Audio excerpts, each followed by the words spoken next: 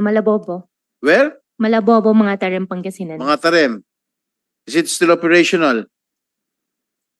Sa ngayon po, Sen, hindi ko po alam. Hindi mo alam pero ikaw CEO.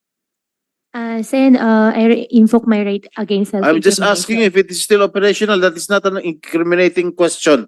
Operating po, hindi ko po alam as of the moment po. Gaano kalaki itong farm nito? Gaano kalawak? Sen, pasensya na po talaga. Gaano kalawak? That is not an incriminating question. May final na po sa akin ng AMLAC po. That is for not an incriminating question. You answer. Opo, pero may na-file na po sa akin si AMLAC. So what? I'm just asking you, gaano kalawak?